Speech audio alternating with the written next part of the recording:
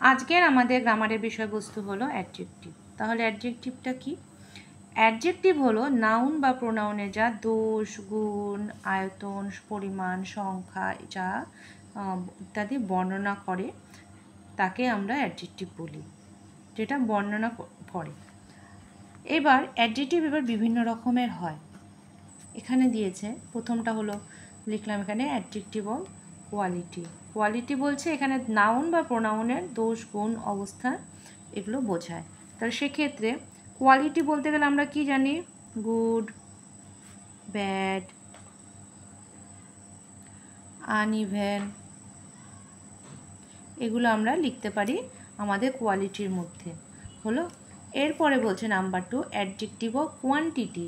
Quantity মানে noun বা প্রোনাউনের ক্ষেত্রে যা পরিমাণ বোঝায়, সাধারণত আনকাউন্টেবল ক্ষেত্রে এটা বোঝাচ্ছে এখানে কোয়ান্টিটি।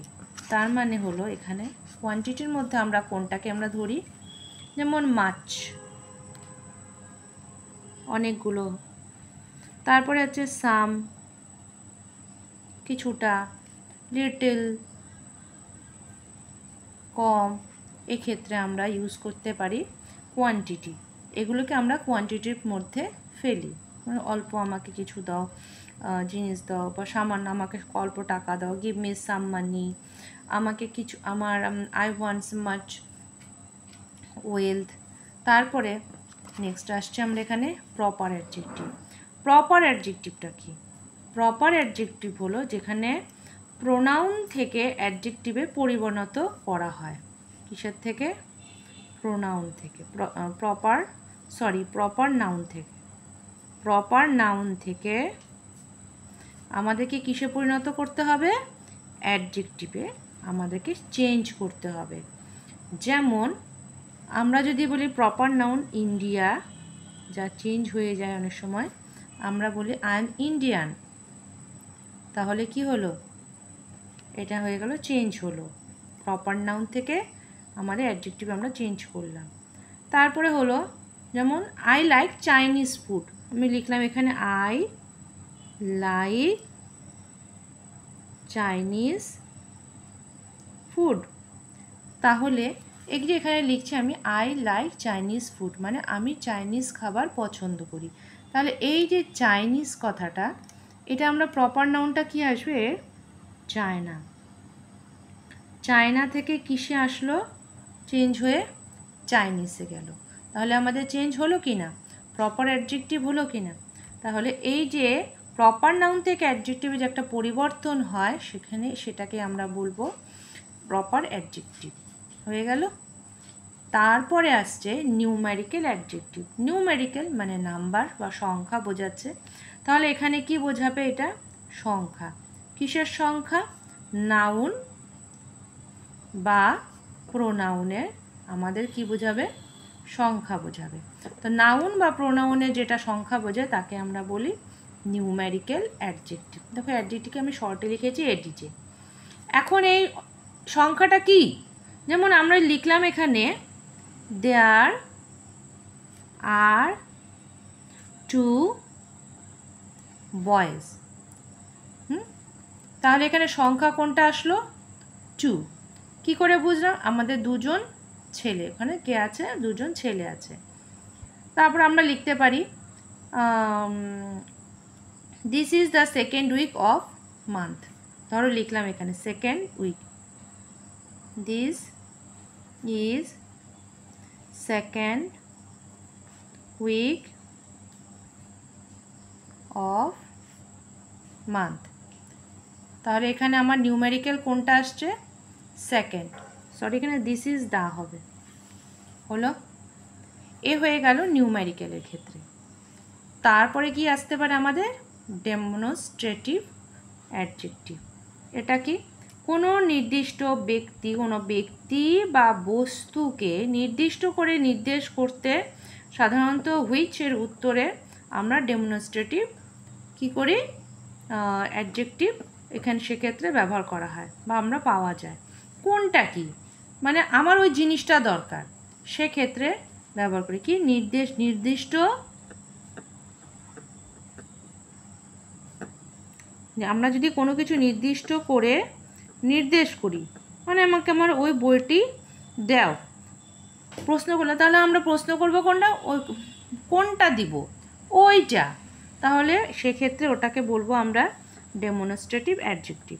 যেমন ধরো আমি এখানে দিলাম তোমাকে, আই ওয়ান্টেড দিস বুক, আমার এই বই খুব দরকার, বা এই বই আমার চাই।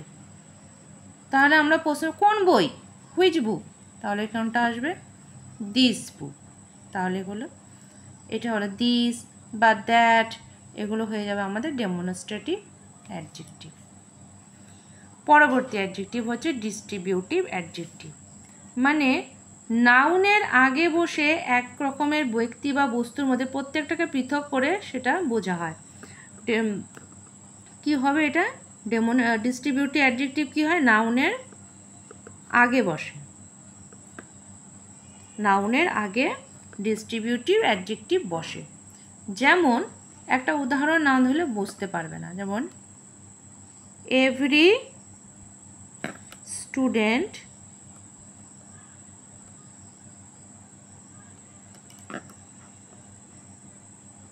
should wear school uniform, মানে প্রত্যেকটা বাচ্চা বা স্টুডেন্টস কি স্কুলের পোশাক পরেছে, স্কুলের ড্রেস পরেছে। তাহলে এখানে নাউন কোনটা, স্টুডেন্ট, তার আগে কে বসছে, এখানে এভরি, এই যে এভরি কথাটা আসলো, এই এভরি হয়ে গেল এখানে ডিস্ট্রিবিউটিভ অ্যাডজেক্টিভ, যা আমাদেরকে এক জাতীয়কে পৃথক করে আলাদা করে বোঝানো হচ্ছে। পৃথক পৃথক বস্তু, ব্যক্তি বা বস্তু, মানে প্রত্যেকটাকে বোঝানো হয়েছে। সেক্ষেত্রে এটা ক্ষেত্রে আমরা এখানে বলতে পারি। তারপরে আবার আরেকটা ওয়ার্ড আছে ইচ, ডিস্ট্রিবিউটিভ অ্যাডজেক্টিভ, যে ক্ষেত্রে আমরা বোঝাই। পরে আছে possessive adjective, possessive, sorry double S হবে, পজেসিভ অ্যাডজেক্টিভ, যেখানে কি বোঝাচ্ছে, এখানে সম্বন্ধ বা অধিকার। এক্ষেত্রে আমরা এই পজেসিভ অ্যাডজেক্টিভ আমরা ব্যবহার করি। যেমন একটি উদাহরণ দিচ্ছি, দিস ইজ মাই ব্যাগ। এখন যদি তোমাকে এখানে বলে পজেসিভ অ্যাডজেক্টিভ কোনটা, সম্বন্ধ বোঝাচ্ছে, দিস ইজ মাই, মানে কার ব্যাগ, আমার ব্যাগ, তাহলে এখানে আসবে এটা মাই হয়ে গেল আমার সম্বন্ধ ক্ষেত্রে পজেসিভ অ্যাডজেক্টিভ। পরবর্তী কি আছে, এমফ্যাসিং অ্যাডজেক্টিভ, যেটা কি হয়, নাউন বা প্রোনাউনের ওপর কি করে, জোর দেওয়ার জন্য হয়। কি করে, জোর দেওয়ার জন্য। আমরা কিভাবে তাহলে এখন জোরটা দেব, এটাও তো একটা গুরুত্বপূর্ণ ব্যাপার। যেমন কোনো একটা ওয়ার্ড হয়তো আমরা লিখলাম, this is his own bag, এটা তার নিজের, মানে একদম জোর দিয়ে বলছে। এই যে ওন বাক্যটা, এটা হয়ে গেল এখানে এমফ্যাসিসিভ অ্যাডজেক্টিভ হলো। এই টাইপের, মানে আমাকে এটা বুঝে করতে হবে। আমাকে যদি বলে দেওয়া হয় এমফ্যাসিসিভ অ্যাডজেক্টিভ কোনটা, তাহলে বুঝতে হবে নাউন বা প্রোনাউনের উপর যেটা জোর দেওয়া হচ্ছে, সেটা হয়ে গেল এখানে। যেমন ব্যাগ, এর উপরে জোর খাটানো হয়েছে কি, ওন, আমাকে বোঝানো হচ্ছে এটা আমার নিজস্ব, সেটা হয়ে গেল আমাদের এমফ্যাসিং অ্যাডজেক্টিভ। এরপরে আসছে লাস্ট ইন্টারোগেটিভ অ্যাডজেক্টিভ, সেটা কি, প্রশ্ন বা জিজ্ঞাসা, এই জন্য যদি থাকে তাহলে হয়ে যাবে এটা ইন্টারোগেটিভ। যেমন আমরা এখন বলতে পারি, কিভাবে হতে পারে জিনিসটা, ধরো একটা কোশ্চেন দিলাম, হুইচ কালার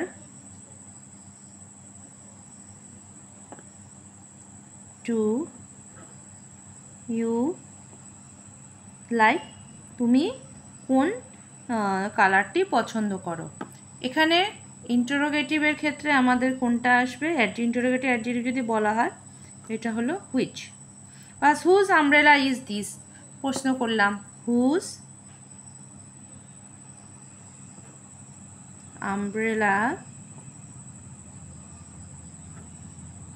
ইজ দিস, এটি কার ছাতা? তাহলে এখানে হয়ে গেল হুস, যার দিয়ে আমরা প্রশ্ন করছি। এই হয়ে গেল আমাদের অ্যাডজেক্টিভের ক্ষেত্রে কত রকমের অ্যাডজেক্টিভ হয় তার সম্পর্কে একটি ছোট বিস্তারিত আলোচনা। এরপরে আমরা এই অ্যাডজেক্টিভের উপরে কিভাবে ডিগ্রি চেঞ্জ হয়, কোনটার রুলস কীরকম, সে সম্পর্কে আমরা বিস্তারিত আলোচনা করব। তাহলে আশা করি তোমরা বুঝতে পারছো।